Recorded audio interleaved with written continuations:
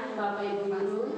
Siang. Ya, terima kasih untuk waktunya. Di sini saya akan mempresentasikan tentang penyebaran pemahaman dan penerapan pengalaman budaya positif. Capaian umum modul 1.1. Memahami konsep pendidikan melalui belajar dewantara dihubungkan dengan konsep budaya dan lingkungan positif di sekolah yang berpihak pada murid. Melakukan evaluasi dan refleksi tentang praktik disiplin dalam pendidikan Indonesia secara umum untuk mendapatkan pemahaman baru mengenai konsep disiplin positif untuk menciptakan murid dengan profil pelajar Pancasila. Selanjutnya, memahami peran sebagai guru untuk membangun budaya positif dengan menerapkan konsep disiplin positif dalam berinteraksi dengan murid.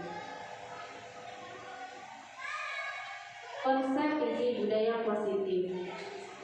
Bapak Ibu, seorang guru yang baik harus memiliki kemampuan dalam mewujudkan budaya positif di sekolah. Budaya positif tersebut dapat dijalankan dengan menerapkan konsep-konsep inti seperti yang pertama, perubahan paradigma belajar, kedua, disiplin positif, ketiga, nilai-nilai kebajikan, keempat, kebutuhan dasar manusia, kelima, motivasi perilaku manusia, keenam, posisi kontrol guru, ketujuh, keyakinan kelas, dan kedelapan, segitiga restitusi. Pembelajaran dengan paradigma baru. Pembelajaran dengan paradigma baru merupakan pembelajaran yang dirancang berdasarkan prinsip pembelajaran berdiferensiasi, sehingga para peserta didik belajar sesuai kebutuhannya berdasarkan tahap perkembangannya sesuai teori psikologi modern untuk mewujudkan profil pelajar Pancasila. Mengubah paradigma stimulus respon untuk pendekatan teori kontrol. Stimulus respon, realitas atau kebutuhan kita sama, sedangkan teori kontrolnya realitas atau kebutuhan kita berbeda. Semua orang melihat hal yang sama, teori kontrolnya setiap orang memiliki gambaran berbeda. Stimulus respon, kita mencoba mengubah orang agar pandangan sama dengan kita. Teori kontrolnya, kita berusaha memahami pandangan orang lain tentang dunia. Stimulus respon, perilaku buruk dilihat sebagai suatu kesalahan, sedangkan teori kontrolnya, semua perilaku memiliki tujuan. Stimulus respon, orang lain bisa mengontrol saya, teori kontrolnya, hanya Anda yang bisa mengontrol diri Anda. Stimulus respon, saya bisa mengontrol orang lain, Anda tidak bisa mengontrol orang lain. Menurut teori kontrolnya. Menurut stimulus respon, pemaksaan ada pada saat bukan gagal. Menurut teori kontrol, kolaborasi dan konsensus menciptakan pilihan-pilihan baru. Stimulus respon, model berpikir menang atau kalah. Teori kontrolnya, model berpikir menang-menang. Disiplin positif. Disiplin positif, disiplin berasal dari kata disiplina, yang artinya belajar. Disiplin mengacu pada disiplin diri yang memiliki tanggung jawab terhadap apa yang dilakukan berdasarkan nilai-nilai yang diyakini. Disiplin positif merupakan salah satu cara penerapan disiplin yang bertujuan untuk menumbuhkan kesadaran serta memberdayakan peserta didik tanpa imbalan penghargaan, ancaman, atau hukuman. Sebagai pendidik, tujuan kita adalah menciptakan peserta didik yang memiliki disiplin diri sehingga mereka berperilaku mengacu kepada nilai-nilai kebajikan universal dan memiliki motivasi intrinsik dalam perubahan perilaku ke arah yang lebih baik. Nilai-nilai kebajikan. Nilai yang disepakati bersama, lepas dari suku bangsa, agama, bahasa maupun latar belakangnya, kebajikan institusi atau organisasi, yaitu profil pelajar Pancasila, beriman dan bertakwa kepada Tuhan Yang Maha Esa, dan berakhlak mulia, berkebinekaan global, gotong royong, mandiri, kreatif, dan bernalar kritis. IBO Primary Year Program, program berbasis inquiry.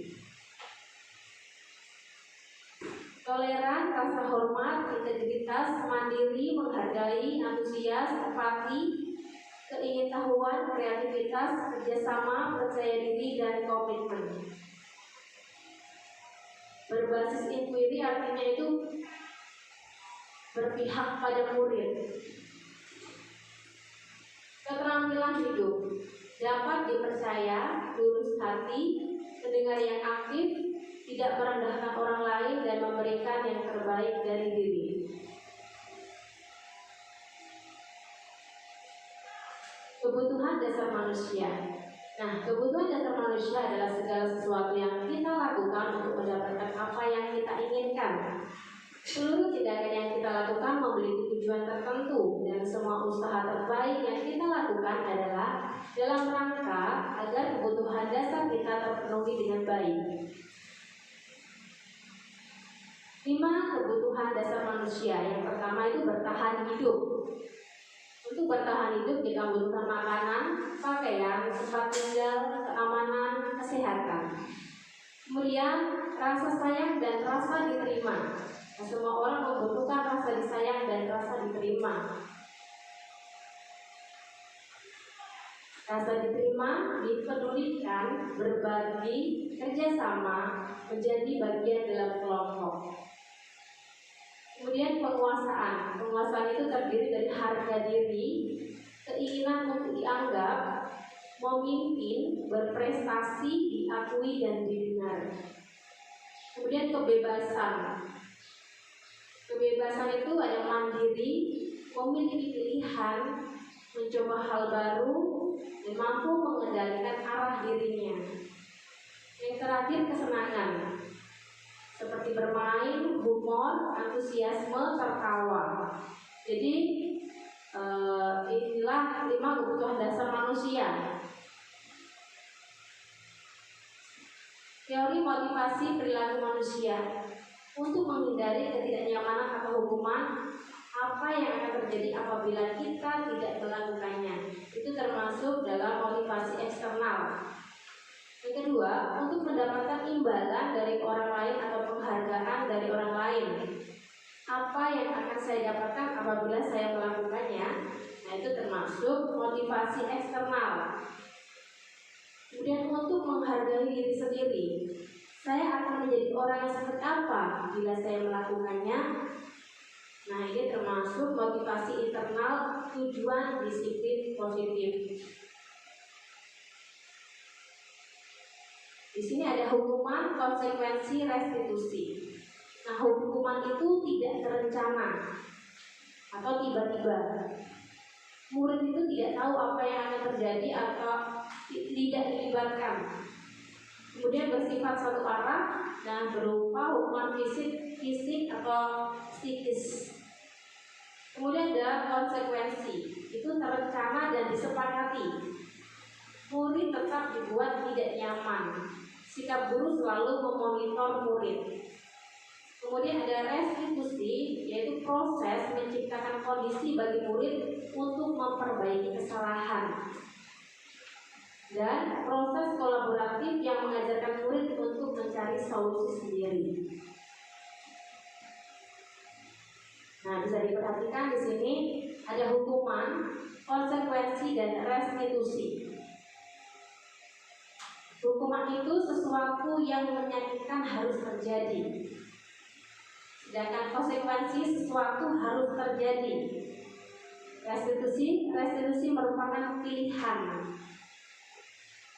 Kemudian hukuman tidak nyaman untuk murid atau anak untuk jangka waktu panjang. Atau korban mendapatkan keadilan.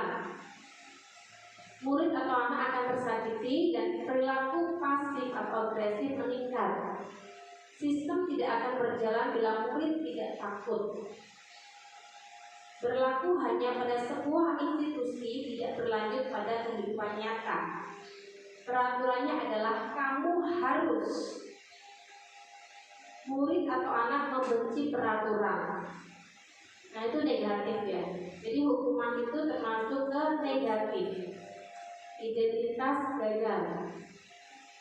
Kemudian sedangkan identitas sukses itu ada konsekuensi dan restitusi. Sesuatu harus terjadi. Di konsekuensi tidak nyaman untuk murid atau anak untuk jaga waktu pendek. Korban itu bisa diabaikan. Murid atau anak dibuat tidak nyaman. Penguatan hanya bertahan dalam jangka waktu pendek. Memerlukan monitoring dan supervisi terus-menerus dari guru.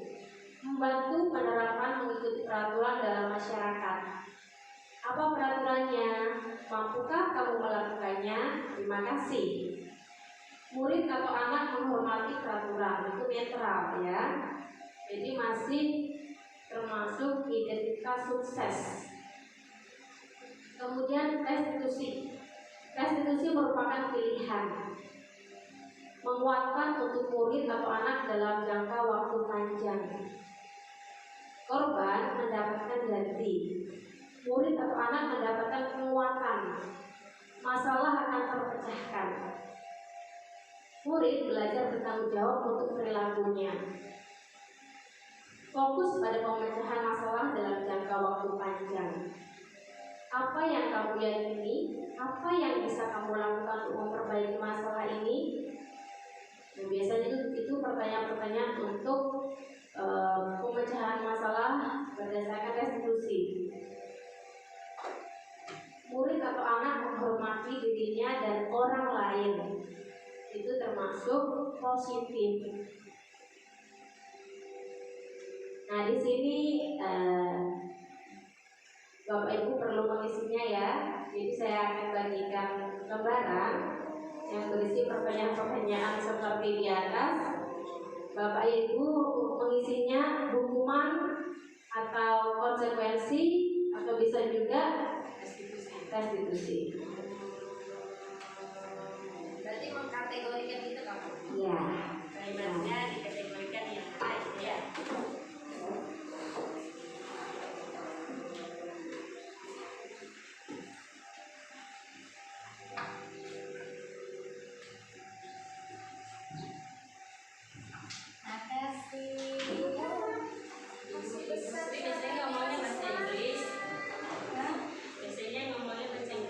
Oh, yang ini tidak ada yang restitusi, hukuman atau konsekuensi saja. Jadi berdasarkan tindakan guru nanti bisa ditentukan itu hukuman atau konsekuensi. Misalkan mencatat 100 kali di dalam buku kalimat, saya tidak akan terlambat lagi karena terlambat ke sekolah. Nah, itu hukuman atau konsekuensi.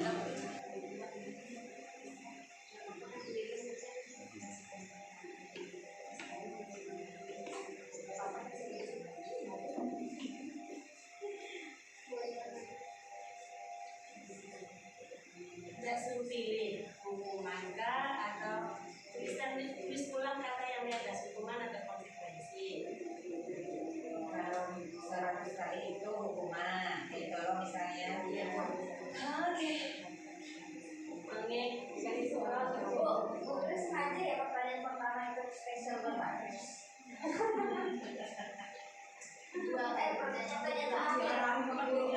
Pertanyaan terakhir kayaknya Pak Kris aja deh yang spesial sebelum Pak Kris ingin melamar, daftar surat peluang. Kira melamar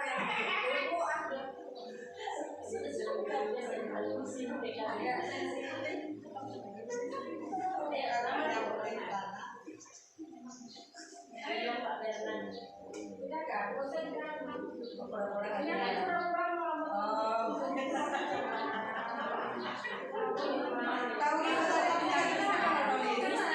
apa? Lari mengelilingi.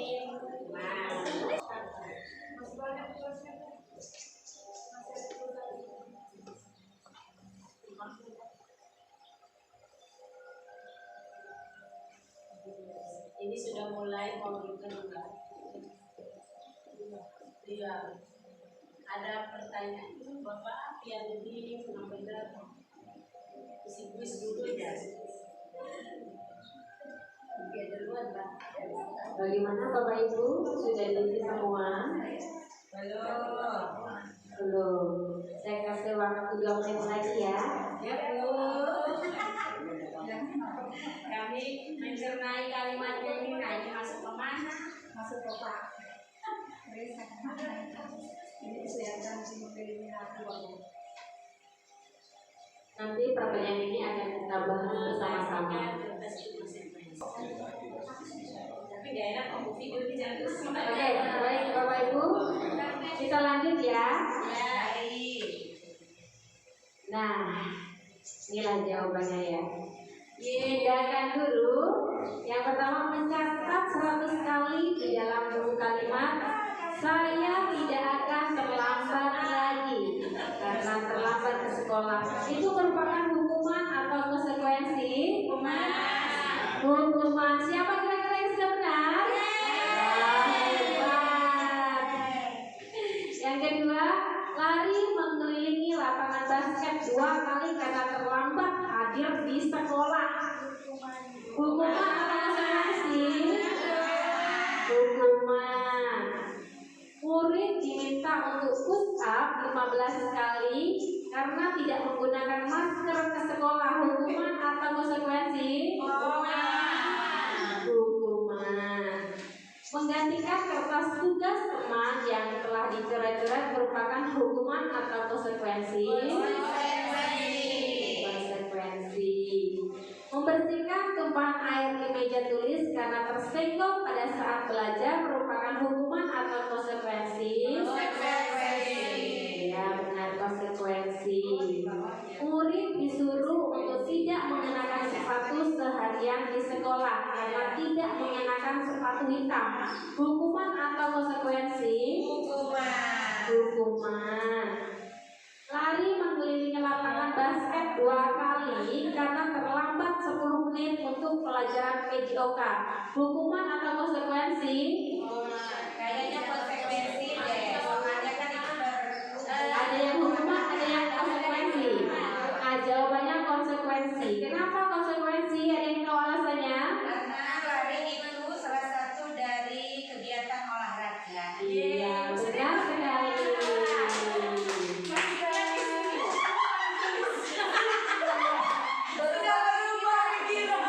Nah, paling tidak itu jelaskan gitu.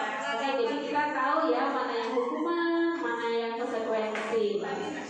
Bisa juga Bu, tergantung guru olahraga itu. Seharusnya tidak lari-lari. Kalau guru olahraga suruh lari, hukuman. Iya, Makanya hari itu praktek yang konsekuensi, tapi Iya. kalau hari itu teori hukuman. Iya, tergantung ya. Mana Pak Kris? Kemana Pak? Bagaimana Pak Kris? Jadi kalau itu pas praktek yang merupakan konsekuensi, kalau pas materi dalam kelas itu merupakan hukuman. Iya. Ya, benar sekali. Oke, lanjut ya Bapak Ibu. 5 posisi kontrol guru terhadap murid. Yang pertama, menghukum. Kedua, membuat merasa bersalah. Ketiga, teman. 4, pemantau. Dan kelima, manajer. Nah, sekarang saya mau tanya, kira-kira selama ini Bapak Ibu guru itu di posisi yang mana? Kadang-kadang itu ada di 1. Ya. Kadang-kadang ada di 2. Kadang-kadang itu sebagai ketiga. Kadang-kadang 4, 5. Saya marah gara-gara kamu melakukan ini. Nah, kayaknya lebih ke 4 deh. Tidak konsisten ya, berarti berpindah-pindah ya Mas Ilham. Tergantung ada dua situasi tergantung. Tapi kayaknya lebih dominan ke 4. Keempat, pemantau. Mantau. Ayo lambat ibu. Kalau target yang berapa kamu? Nah, gitu ya. Atau langsung menghukum sebagai aktris, guru olahraga. Menghukum, terus apa itu Pak? Enggak ya Pak Kris ya. Enggak ada. Gak bawa baju olahraga, gak jadi olahraga. Bungsu. Satu kelas nggak olahraga, padahal satu anak yang tidak membawa seragam olahraga. Itu namanya hukuman atau konsekuensi, Pak? Hukuman saya. Sama aja yang saya. Pelakunya satu, korbannya banyak. Hukuman saya. Walaupun Pak Kris. Oke, lanjut ya. Nah, posisi kontrol. Untuk menghindari hukuman biasanya penghukum atau membuat orang merasa bersalah. Penghukum itu menghardik atau menunjuk-nunjuk, menyakiti, menyindir. Kemudian itu dalam perbuatan ya. Untuk perkataan, kalau kamu tidak melakukannya, awas ya, rasakan. Nah, biasanya kata-kata seperti itu yang muncul. Hasilnya memberontak atau menyalahkan orang lain atau berbohong biasanya. Siswa kalau begitu kan pasti mencari-cari alasan. Nah, kaitannya dengan dunia berkualitas itu, murid meletakkan guru di luar dunia berkualitas. Pasti di kebencian itu. Nah, murid berkata, biarin saja, nanti juga marah-marah lagi. Nanti seperti itu. Dampak pada murid mengulangi kesalahan. Jadi kalau kita hukum, besoknya bisa jadi mereka mengulangi hal yang sama. Kemudian membuat orang merasa bersalah seperti ibu siapa tadi? Ibu Vero katanya membuat orang merasa bersalah ya. Ya, yang kedua tadi. Nah, guru berbuat seperti ini, berceramah biasanya dan mengatakan seharusnya kalian seperti ini. Nah, ibu kecewa. Nah, biasanya seperti itu perkataan yang dibuat. Kemudian guru berkata, kamu seharusnya atau kamu sudah tahu ibu lelah sekali mengatakannya, ibu stres. Nah, biasanya perkataan itu yang muncul. Kemudian hasilnya menyembunyikan atau menyangkal atau berbohong. Biasanya yang diinterogasi atau yang dimarahin itu akan menyangkal atau berbohong atau menyembunyikan, tidak mengakui kesalahannya. Kaitan dengan dunia berkualitas, murid meletakkan guru di dalam dunia berkualitas. Murid berkata, maafkan saya, biasanya seperti itu. Dampak pada murid merasa rendah diri. Kemudian untuk teman dan pemantau atau mengharapkan imbalan atau ketergantungan pada orang lain. Biasanya guru membuat alasan-alasan untuk muridnya.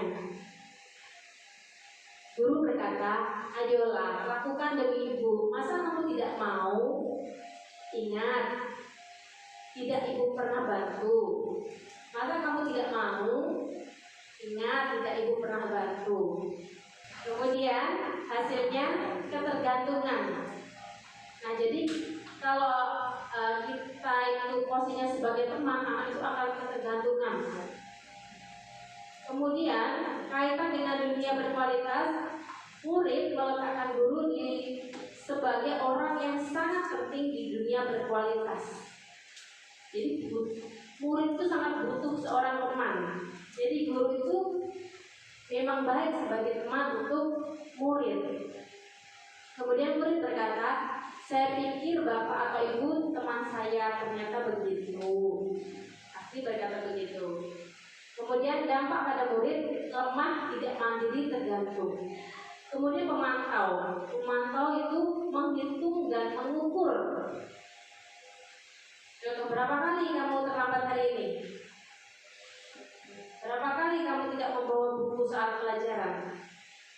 Seperti itu pemantau. Kemudian guru berkata, apa peraturannya? Oh, siswa pada saat pembelajaran harus bawa buku kayak gitu. Hasilnya menyesuaikan diri bila diawasin. Jadi mereka lebih tertib lagi. Contoh, tidak membawa seragam olahraga pada saat jam olahraga. Nah, mereka pasti takut karena sama Pak Kris nanti dicek lagi. Siapa yang tidak membawa seragam olahraga tidak boleh olahraga. Maka mereka menyesuaikan diri bila diawasin, ya. Tapi bila diawasin. Kaitan dengan dunia berkualitas, murid meletakkan guru, peraturan dan hukum di dunia berkualitas. Murid berkata, berapa banyak bintang yang harus saya peroleh, berapa halaman yang harus saya tulis. Dampak pada murid, menitik beratkan pada sanksi atau hadiah untuk dirinya. Kemudian manajer itu menghargai diri sendiri. Guru berbuat mengajukan pertanyaan-pertanyaan.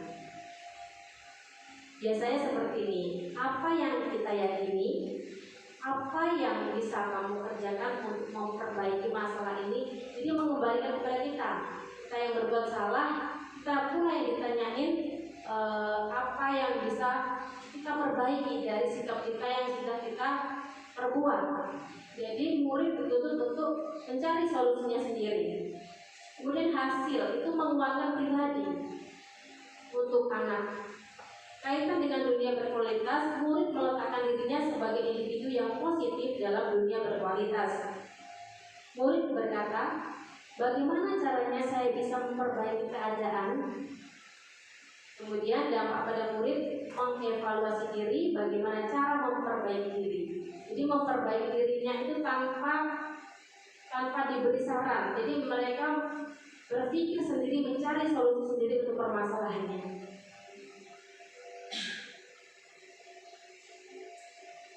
Contoh penerapan 5 posisi kontrol guru. Kasusnya, siswa tidak memakai atribut lengkap saat upacara bendera. Ini seringkali terjadi di sekolah kita. Masih ada anak yang tidak memakai atribut lengkap pada saat upacara bendera.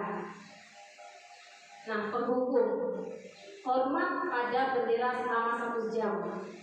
Biasanya ada hukuman seperti itu ya. Kemudian kalau yang kita lakukan, menyapu teras kelas. Kalau tidak membawa atribut lengkap, menyapu teras kelas. Kemudian pembuat merasa bersalah. Biasanya Bapak Ibu bilang, berapa kali Bapak Ibu harus memberitahu kalian, tetapi kalian selalu mengecewakan Bapak atau Ibu. Pasti kita ceramahi dulu. Nah, kemudian kalau sebagai teman, ayo dong ikuti arahan sekolah. Tolong bantu Bapak Ibu ya sekali ini. Ya sudah, tidak apa-apa. Lain kali jangan sampai berbuat seperti ini lagi ya. Biasanya itu yang dikatakan oleh guru sebagai teman, di posisi teman. Kemudian pemantau bilang seperti ini, kamu sudah melanggar peraturan sekolah, kamu tahu konsekuensinya. Setelah upacara kamu beli atributnya ke koperasi dan jangan diulangi lagi. Jadi memberi jalan keluar untuk apa masalahnya, memberi solusi. Jadi meskipun siswa itu melanggar, tapi diberi solusi oleh pemantau untuk membeli atribut. Kemudian sebagai manajer, apakah kamu tahu kesalahanmu? Jadi kesalahannya tidak diungkap lagi, tapi siswa yang menjawabnya. Kira-kira bagaimana kamu memperbaiki kesalahanmu? Yang berbeda dengan pemantau tadi yang kesalahannya itu diberitahu supaya diperbaiki. Itu cara memperbaikinya seperti apa? Pemantau itu memberitahu, sedangkan manajer itu menanyakan cara memperbaiki kesalahannya seperti apa kepada siswa yang memakai atribut tidak lengkap tadi. Jadi itu perbedaannya.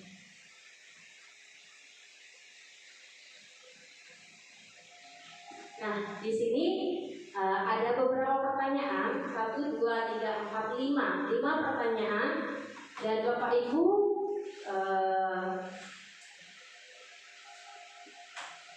saya harap mengisinya ya di lembaran yang sudah saya bagi tadi. Nah, di sini ada pertanyaan, Bapak, pernyataan-pernyataannya, Bapak atau Ibu guru kecewa sekali dengan kalian. Nah, kira-kira siapa yang mengatakan? Penghukum kah? Atau pembuat merasa bersalah? Atau teman, pemantau, atau manajer? Nah, ini bisa dilihat contohnya. Ada yang masih bingung? Paham ya? Jadi dari pernyataan-pernyataan itu kira-kira siapa yang mengatakan? Seorang penghukum kah? Atau pembuat merasa bersalah? Atau teman, pemantau, atau manajer? 3 menit kira-kira selesai Bapak Ibu mengisinya.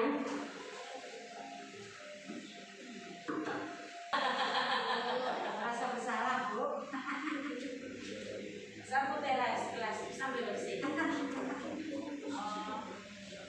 Ulangan.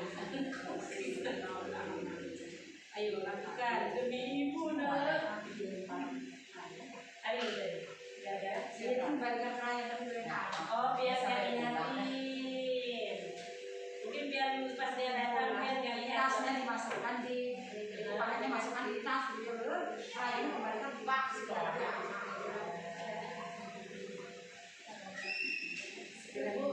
Ambil punya.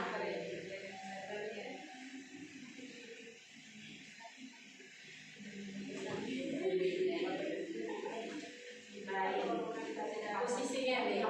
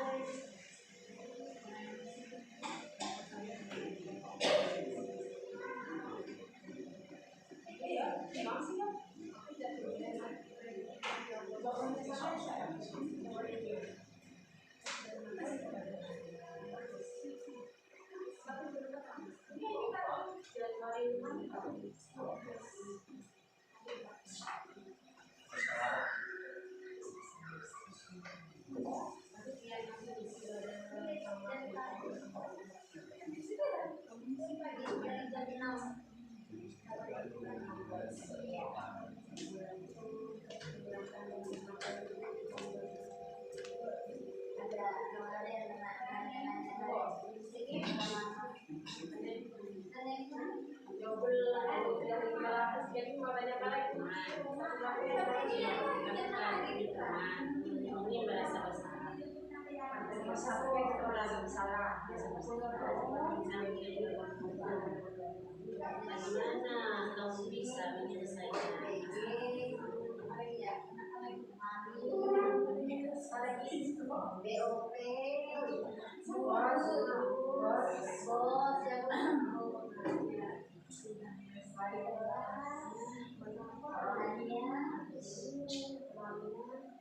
Ukurannya ini cuma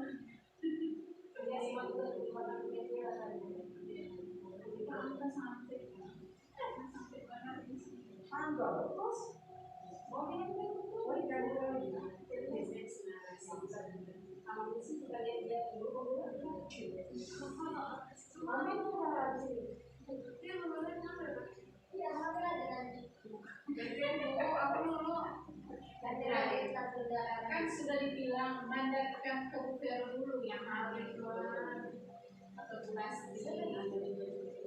Ini semua dia yang mau. Siapa? Vero. Amin. Sekali melahirkan aku langsung.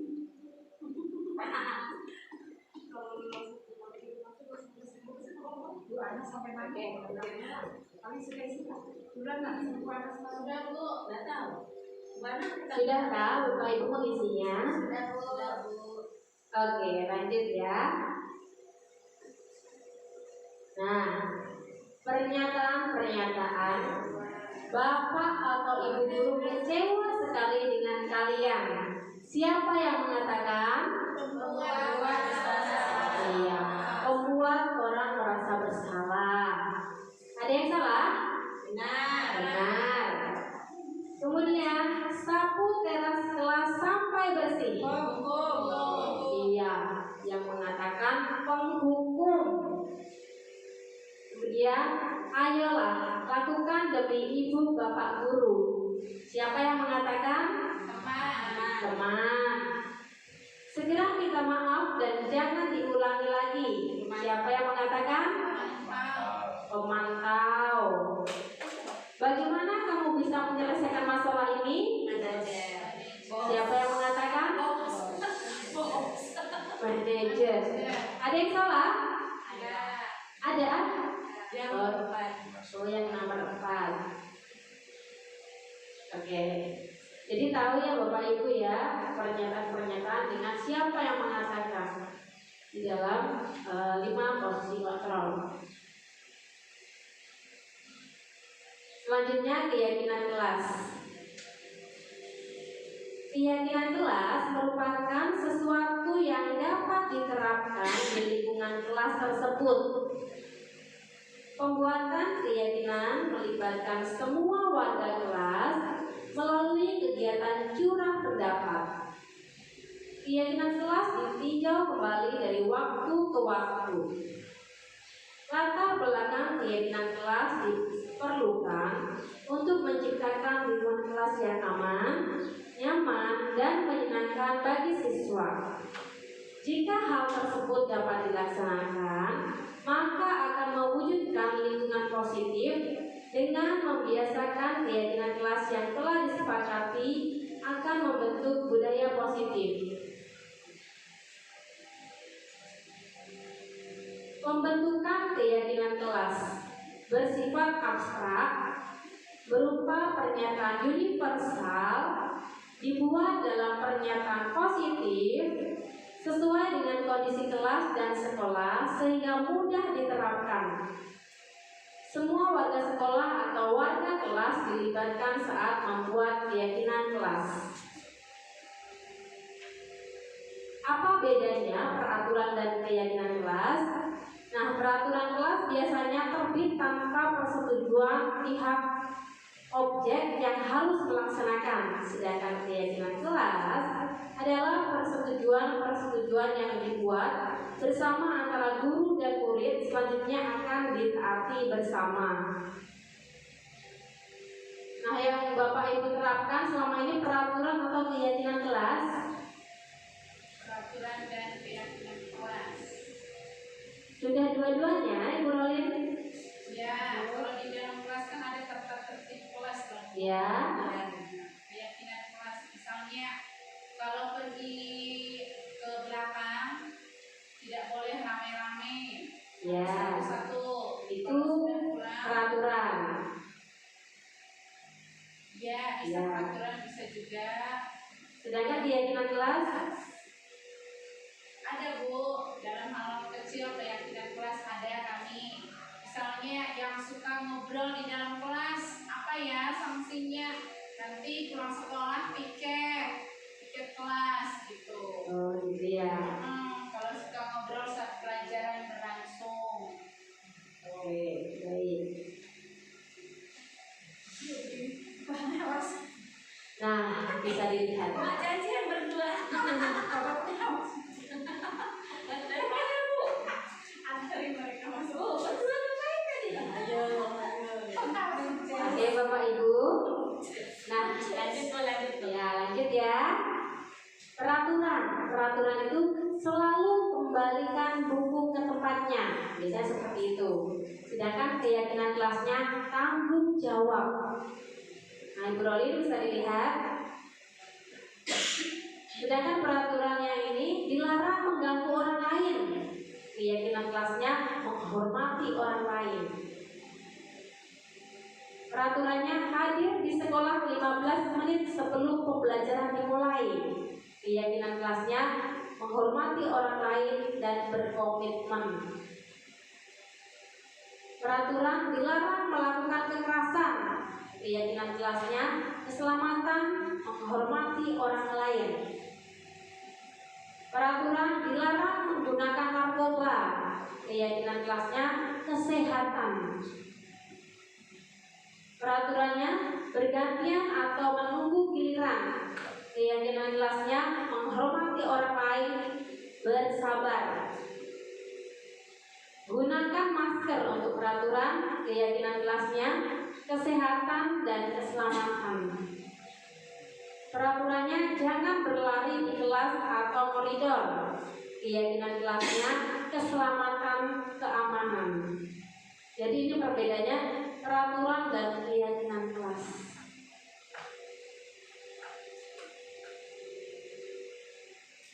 Sekarang lanjut ke restitusi. Apa sih restitusi?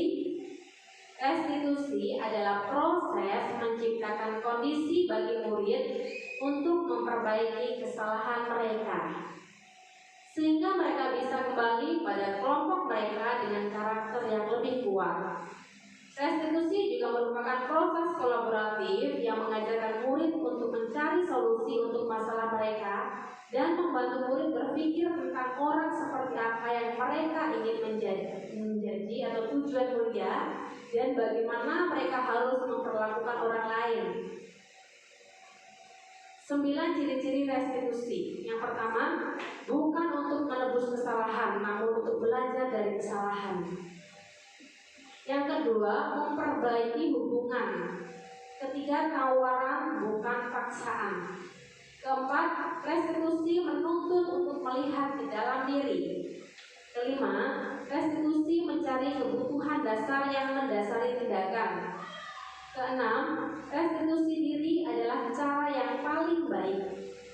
Ketujuh, restitusi fokus pada karakter bukan tindakan. 8. Restitusi fokus pada solusi. 9. Restitusi mengembalikan murid yang berbuat salah pada kelompoknya. Sekarang segitiga restitusi, yaitu suatu proses dialog yang dijalankan oleh guru agar dapat menghasilkan murid yang mandiri dan bertanggung jawab.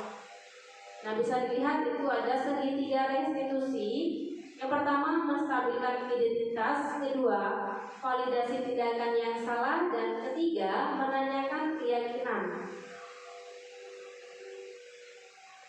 Segitiga restitusi. Guru yang berperan sebagai manajer menggunakan segitiga restitusi dalam menyelesaikan masalah melalui 3 tahapan, yaitu yang pertama, menstabilkan identitas, yaitu mengubah identitas anak dari orang yang gagal karena melakukan kesalahan menjadi orang yang sukses. Yang kedua, validasi tindakan yang salah. Setiap tindakan kita lakukan dengan tujuan, yaitu memenuhi kebutuhan dasar. Kalau kita memahami kebutuhan dasar apa yang mendasari sebuah tindakan, kita akan bisa menemukan cara-cara paling efektif untuk memenuhi kebutuhan tersebut. Kemudian menanyakan keyakinan. Ketika identitas sukses telah tercapai dan tingkah laku yang salah telah divalidasi, maka anak akan siap untuk dihubungkan dengan nilai-nilai yang dia percaya dan berpindah menjadi orang yang dia inginkan. Tujuannya menghasilkan murid yang mandiri dan bertanggung jawab. Menstabilkan identitas. Berdasarkan prinsip membuat kesalahan adalah bagian dari proses pembelajaran. Berbuat salah itu wajar. Tidak ada manusia yang sempurna. Bapak atau ibu juga pernah melakukan itu. Bapak atau ibu tidak mau mencari siapa yang salah, tapi bapak atau ibu ingin mencari solusi dari permasalahan ini. Kamu berhak merasa begitu. Ini menstabilkan identitas. Kemudian validasi tindakan yang salah. Berdasarkan prinsip setiap perilaku berupaya memenuhi suatu kebutuhan tertentu. Kamu pasti punya alasan mengapa melakukan hal itu. Padahal kamu bisa melakukan yang lebih buruk dari ini ya. Kamu patut bangga karena telah melindungi sesuatu yang penting buatmu. Kamu melakukannya karena mempertahankan sesuatu yang penting bagimu. Nah, menanyakan keyakinan. Berdasarkan prinsip teori kontrol bahwa pada dasarnya kita termotivasi secara intrinsik. Apa keyakinan kelas kita? Nilai-nilai apa yang telah disepakati bersama? Seperti apa gambaran kelas yang ideal menurut kamu? Kamu ingin menjadi orang yang seperti apa? Nah, di sini ada segitiga restitusi kasus 1. Kalista yang tidak mengerjakan tugas. Selasa siang, Bu Grace tidak bisa mengajar pelajaran bahasa Indonesia di kelas 4B karena harus mengikuti rapat penting di kabupaten. Bu Grace pun memberikan tugas kepada siswa kelas 4B agar kelas tidak kosong. Namun, Kalista tidak mengerjakan tugas tersebut. Ia malah tiduran di meja dan akhirnya justru tidur sungguhan. Akhirnya, saat pengumpulan tugas, Kalista tidak mengumpulkan. Keesokan harinya, saat mengoreksi tugas, Bu Grace menemukan satu anak yang tidak mengerjakan tugas, yakni Kalista. Padahal, berdasarkan buku presensi, hari itu Kalista masuk sekolah. Saat istirahat, Bu Grace pun memanggil Kalista untuk klarifikasi. Nah, ini contoh penerapan segitiga restitusi kasus 1.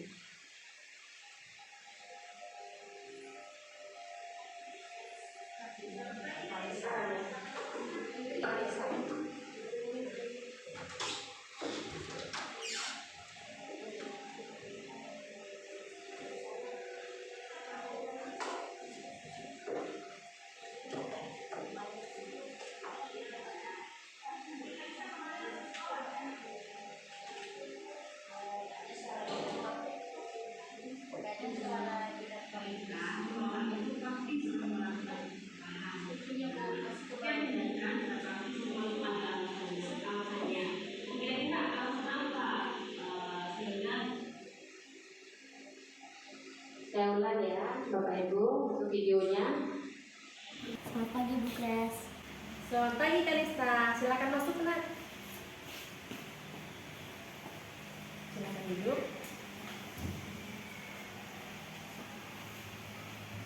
Kalista tahu mengapa dipanggil Bu Grace ke sini nak? Mungkin berkaitan dengan tugas Bu. Oh iya benar. Tapi Kalista kemarin masuk sekolah kan? Masuk Bu, tetapi Kalista tidak mengumpulkan tugas. Kalista, semua orang itu pasti pernah melakukan kesalahan. Nah, setiap tindakan kita pasti semua itu ada alasannya. Nah, kira-kira alasan apa sehingga Kalista melakukan hal seperti itu? Kalista capek dan mengantuk Bu, soalnya kemarin malam Kalista scroll TikTok sampai jam 12 malam. Akhirnya saat pelajaran Kalista mengantuk. Oke, Kalista masih ingat dengan keyakinan kelas kita? Masih Bu. Nah, kalau masih ingat, kira-kira apa yang sudah Kalista lakukan itu sudah sesuai belum dengan keyakinan kelas kita? Belum Bu. Keyakinan kelas yang mana, nak? Selalu bertanggung jawab Bu. Nah, ternyata Kalista tahu. Kira-kira Kalista punya solusinya tidak? Punya Bu. Pertama, Kalista meminta maaf karena tidak mengumpulkan tugas. Kedua, Kalista tidak akan tidur terlalu malam lagi. Dan yang ketiga, Kalista akan mengerjakan tugas dari Bu Grace dan akan Kalista kumpulkan besok. Baik, Bu Grace sangat apresiasi sekali dengan tanggung jawab Kalista. Sekarang Kalista boleh kembali beristirahat. Terima kasih Bu, permisi. Ya. Nah, inilah contoh penerapan segitiga restitusi kasus 1 yang saya bacakan tadi Bapak Ibu.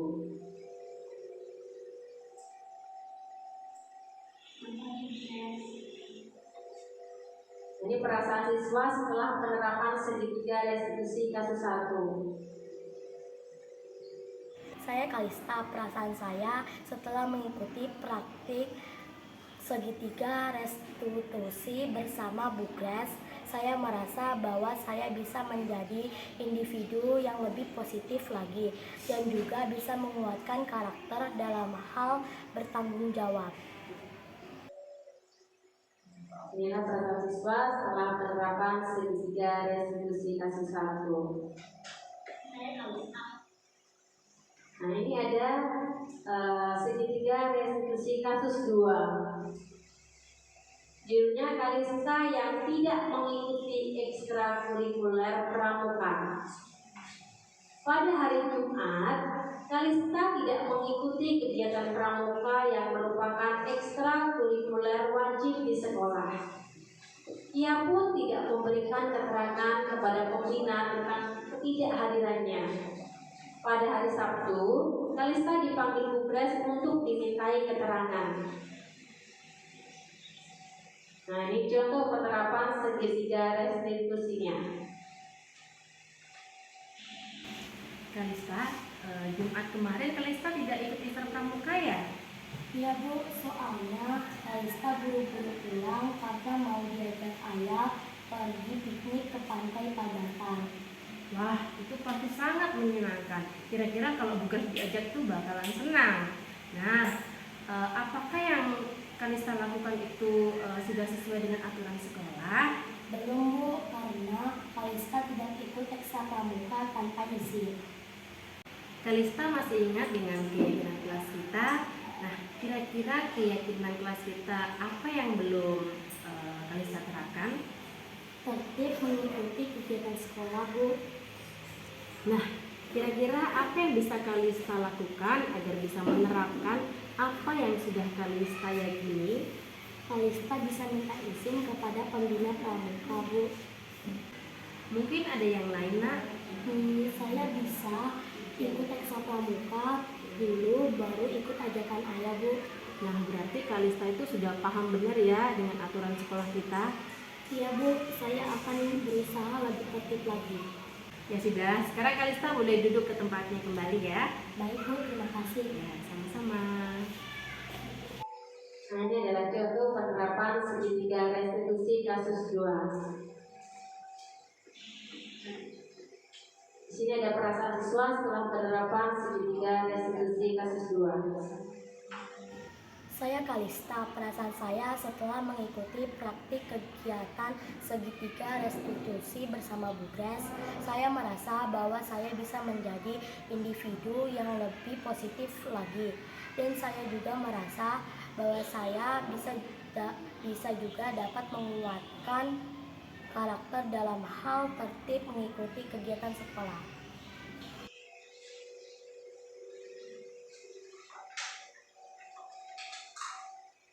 Baik Bapak Ibu, sebelum penutup, adakah pertanyaan? Atau Bapak Ibu pernah punya pengalaman tentang mengatasi masalah dengan menggunakan restitusi, segitiga restitusi? Bu Yustin, adakah berbagi pengalaman tentang menyelesaikan masalah dengan menggunakan segitiga restitusi?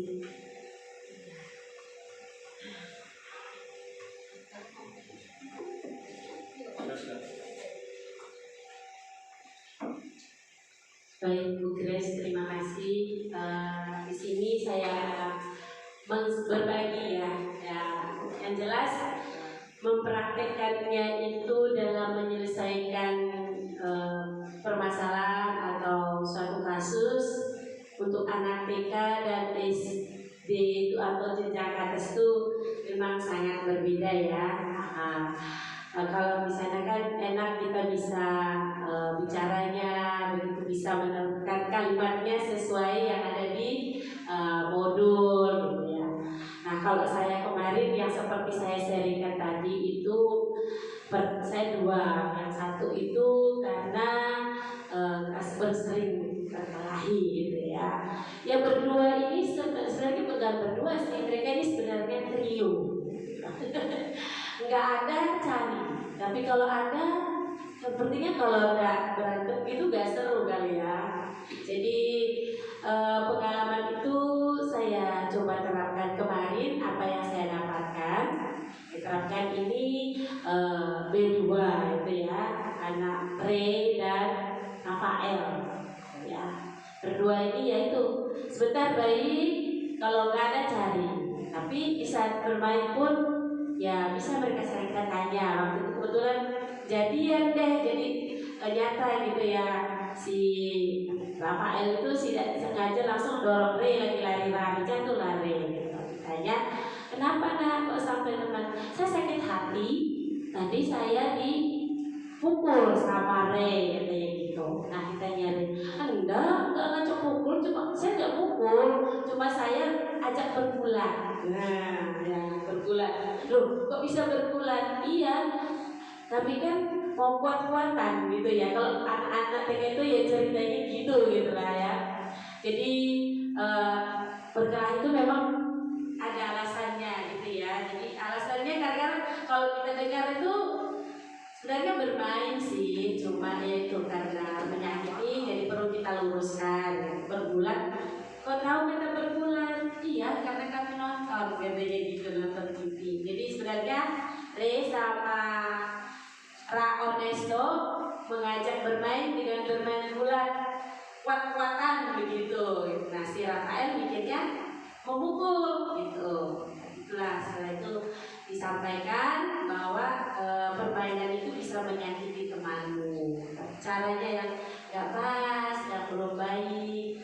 Jadi ngajak main tapi dengan menyentuh dan temannya sakit. Terus si Rafael juga disampaikan lain kali bilang baik-baik, nggak usah didorong temannya. Jadi mereka jatuh. Iya, tapi mereka sambil tertawa-tertawa bu. Jadi memang seru sih kalau mungkin karena saya dudukan berdua, tapi kalau nggak berdua nanti takutnya gitu kan bisa bilang oh dia yang salah ya gitu kan. Maksud tujuan saya kemarin itu supaya mereka ini cerita sesungguhnya. Tapi karena sesungguhnya mereka pun tertawa gitu ya. Udah diselesaikan, sudah janji bahwa ngajak main itu dengan baik, tidak menyakiti teman. Kalau ada temannya belum baik, ngajaknya mengganggu, bisa langsung beritahu ibu guru supaya bisa ditegur atau diberitahu baik-baik, ya kan? Solusinya apa? Re mau apa dari Rafael? Minta maaf. Rafael juga mau iya, saya juga mau minta maaf, saya duluan begitu. Re juga begitu. Ya. Jadilah seperti itu penerapan gitu ya. Itu yang kasus perilaku kasar ya, itu lebih ke konotasinya kasar gitu ya. Terus kalau untuk yang kasus 2 kemarin penerapan restitusinya ya tadi yang sering datang tertib sekolah gitu ya, lebih ke tertib sekolah yang sering datang terlambat gitu. Yang tadi menemukan jawabannya di luar ekspektasi saya. Oh saya terlambat bangun, mama saya lambat bangun dan saya karena saya begadang. Ternyata enggak, malas ya, wah gitu ya. Jadi jawaban dia itu sebenarnya ada sesuatu refleksi buat saya dan sebenarnya sebagai guru dan sebagai pemimpin di sekolah. Kenapa ya anak sampai ada kata malas ke sekolah? Ada apa gitu kan? Ya memang satu sisi belum dia ada motivasi untuk semangat ke sekolah. Terus yang kedua berarti di sekolah belum ada hal yang menarik dong buat dia gitu ya. Jadi kiatnya refleksi baliknya buat kami, bagaimana kita untuk membuat kegiatan itu semenarik mungkin, menyenangkan anak sehingga anak itu merindukan gitu ya ke sekolah. Jadi penyelesaian restitusi kalau bagi saya sih bu ya, kalau benar-benar kita menerapkan ini semuanya 2 positif yang perlu kita dapat buat pelakunya dan kita yang menyelesaikannya, apalagi kita di sebagai pendidik ya. Jadi ada sesuatu begitu ya. Itu sih pengalaman saya. Terima kasih. Baik Bu, terima kasih sudah mau berbagi pengalaman tentang menyelesaikan masalah menggunakan restitusi segitiga restitusi. Mungkin itu saja ya.